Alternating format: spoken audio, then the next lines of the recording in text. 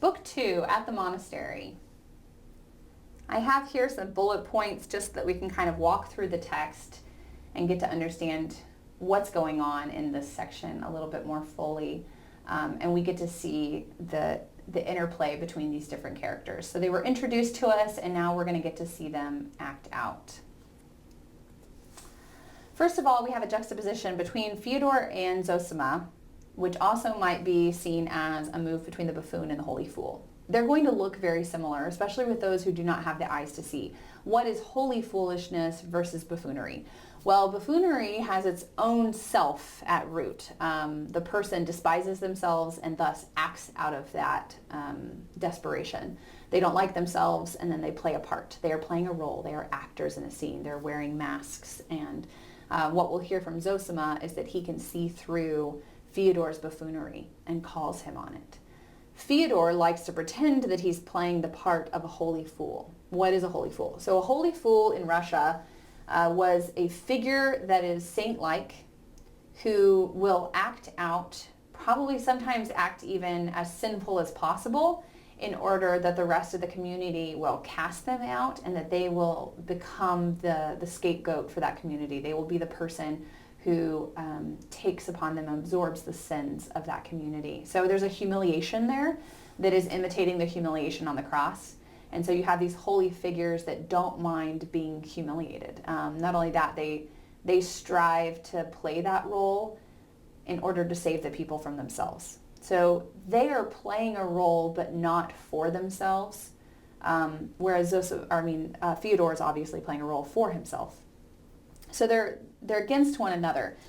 When they arrive at the monastery, what are they doing there? Well, as much as Fyodor does not believe in any of these things, and you get that sense from the way that he's playing the buffoon at the monastery, he doesn't believe in Christ or heaven or hell. But Alyosha, his son, has asked that the problems he's facing with Dmitri, that they bring them before the elders. And so Ivan, Dmitri, the elders, and even a seminarian, Rakitin, who is a kind of a marginal figure in the text, but will play a couple of key roles, are all there together, as well as some of these other monks. And Dmitri and Fyodor are having a problem because Fyodor tricked Dmitri out of his inheritance. He may have given him parts of it at a time, so much that it actually equaled his inheritance, or he has just lied to him and said that he's given him part of it and has not actually given him everything that he deserves as a son, especially as the firstborn. He should have a right to a majority of the estate. He's the first heir, in a sense, of Fyodor. Also, they are both in love with the same woman. So Grushenka, who we will meet in a little bit later, Grushenka is someone that's being raised in the home of a benefactor. Really, he is misusing her for his own purposes. He has set up a house for her, so she is no longer pure, and he uses her at whim. And he's had her since a young age, so it's not really a good situation that she's in.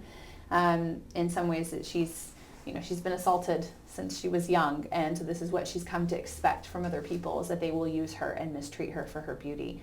And now we have Fyodor and Dmitri, and they're both loving her for different reasons. Fyodor is a sensualist. He is loving her for what he can get. He's trying to buy her and exploit her, and he wants to use Dmitri's inheritance to do so. Dmitri wants his inheritance so that he can marry her and so that he can treat her well. He actually loves her, as we'll see throughout the text. So they are having this conflict over a woman. It just sounds horrible that a father and son are having conflict over a woman, but that's what's happening.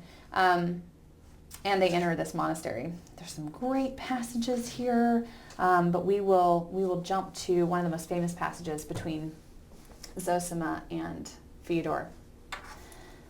Zosima says, "Above all, do not lie to yourself.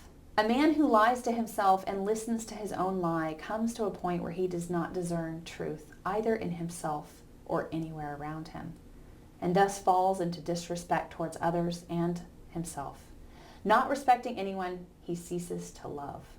And having no love, he gives himself up to passions and coarse pleasures in order to occupy and amuse himself, and in his vices reaches complete bestiality. And it all comes from lying continually to others and to himself. A man who lies to himself is often the first to take offense. It sometimes feels good to take offense, doesn't it? And surely he knows that no one has offended him and that he himself has invented the offense and told lies just for the beauty of it. And he's exaggerated for the sake of effect. That he picked on a word and made a mountain out of a pea, and he knows that, and still he's the first to take offense. I beg you, these posturings are false. Zosima sees right through Fyodor and tries to call out the truth. The necessity of telling the truth to yourself. Do not pretend, do not posture, or you will lose the ability to love. I think that's an important moment here as we see all of the characters are going to play these different roles one another, and they have to decide how honest they're going to be with themselves. And what we'll see is that those who are living the lie will start becoming prey to their own lie, and they will lose the ability to love. And it's only by taking off the mask that they can get freed from that. So keep that in mind as we go through. For a moment, Zosima leaves the room, and he actually goes down. The way the monastery would have been structured is, of course, women cannot come in, but they could stand at the bars. And Zosima had a reputation for holiness, and so people traveled long distances to come and to touch him and to talk to him and to have him pray for them and to say their confessions to him. And one of the women that we meet is Madame Koklakov, and she is Lisa's mother. Lisa is potentially going to be engaged to Alyosha. Lisa is in a wheelchair, and Madame Koklakov comes and confesses that she has a lack of faith. But what she's actually confessing is that she has these dreams. So listen to her dreams for a second. I love mankind so much, would you believe it? I sometimes dreamy of giving it all up, all I have, of leaving Lisa and becoming a sister of mercy. I close my eyes and I think and I dream, and in such moments I feel an invincible strength in myself. No wounds, no festering sores could frighten me. I would bind them and cleanse them with my own hands. I would nurse the suffering. I am ready to kiss those sores. And here's the problem that Zosima sees. He sees again right through her pretense or her posturing. She probably does feel that. She probably does long to go be a sister of mercy and love mankind. But here's what Zosima says. He says that it is a problem that she does not, and this is what she says, I hate people individually. The more ardent becomes my love for humanity as a whole. So she's feeling this divide between her love for humanity and her hatred for individual people.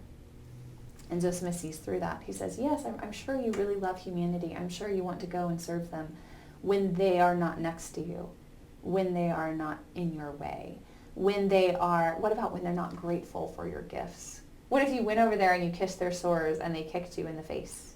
Would you love them then? And he points out to her the difference between her lies, especially her lie to herself, of course the same thing that he called Zosima. And he said there's a difference between love and dreams, which thirst for immediate action, quickly performed, and with everyone watching. We want the call to go into missions, and we want to make the headline. And we want people to appreciate our gifts and the fact that we gave to other people. Indeed, it will go so far as giving even one's life, provided it does not take long, but is soon over as on a stage and everyone is looking on and praising. This, of course, makes me think of Flannery O'Connor, who said that one of her characters in Temple of the Holy Ghost says, I couldn't be a saint, but I could be a martyr if they killed me quick. And here Zosima is saying the same thing. As long as I was killed quickly, I could probably be a martyr. But active love is labor and perseverance. And for some people, perhaps a whole science or a way of understanding that, a full knowledge, right? It would take a lifetime to learn active love, the day in and day out of loving people that bother you and who have foibles and weaknesses and sins, the community aspect of that, loving the individuals, loving those who don't deserve your love, versus the immediate hungry for the headlines type of love, right, which he calls love in dreams. And we will look at this throughout the work. So avoid lying to yourself and really understand which one you want. that you want to live? Love and dreams or active love? In book 2, we see a couple of things happening. Yvonne has this dialogue between the other fathers over something he's written. And what we see here is a foreshadowing of the Grand Inquisitor chapter, what will happen in book 5, in which he comes up with this idea that the church and state should be one. And some of the monks really like this idea. Of course, right? Holy place. Zosima does not. He finds it a problem, so it'd be worth paying attention to why he does not want the church and state to be the same. What is the difference between understanding a man's sin or legally convicting him of his wrongful crime? And Zosima is trying to say that these are two different things and they shouldn't be the same. But do pay attention to this. We also see the conflict between Dmitri and Alyosha, and this is the starting place where Dmitri yells things like, "Why is such a man alive?" And Fyodor Pavlovich flings himself at one of the monks and says, "Do you hear? Do you hear? The parricide! Where is your shame?" And so we have the first insinuation that Dmitri might kill his father. And if we know him to be a romantic, that he loves the drama, that he is compelled in the same way his mother was with the story and with acting out these roles the way his father does, then we can imagine a case in which he would kill his father, that his emotions would get so high that he would commit murder. So we're having that start here in this book. And the scene turns so ugly and they are yelling at one another, and it says that there's yells from all sides of the cell until one moment stops it. The whole scene, which had turned so ugly, was stopped in a most unexpected manner. The elder, meaning Zosima, suddenly rose from his place. And Alyosha, who'd almost completely lost his head from fear, and for all of them, had just enough time to help his elder up. Remember, he's very old. The elder stepped towards Dmitri Fyodorovich, and having come close to him, knelt before him. And Alyosha thought for a moment he had fallen from weakness, but it was something else. Kneeling in front of Dmitri Fyodorovich, the elder bowed at his feet with a full, distinct, conscious bow, and even touched the floor with his forehead. Alyosha was so amazed he failed to support him as he got to his feet, and a weak smile barely glimmered on his lips. "Forgive me," the elder says, bowing on all sides to his guests. "Forgive me, all of you." Dmitri Fyodorovich stood dumbstruck, bowing at his feet. What was that? And then he cried, "Oh God," with his face covered, and ran from the room. So what is happening? Fyodor doesn't know. What's that? Bowing at his feet? Is that an emblem? So nobody understands what's going on here. And the responses are telling. Alyosha is stunned. Dmitri is feeling shameful. And then Fyodor, of course, blustering idiot that he is, doesn't even know what's happened and feels just upstaged, really, by Zosima. So why does Zosima ask forgiveness? Why does he bow in this moment? I think it's important to remember what bowing signifies and to understand the Russian Orthodox connection between body and soul, that they were always in their churches are moving their bodies in relationship to what's happening in their souls. So you stand in praise, you lay before to ask forgiveness. And here he's asking forgiveness from everyone, but especially from Dmitri, which is really interesting, especially in light of the things that are going to happen in the future.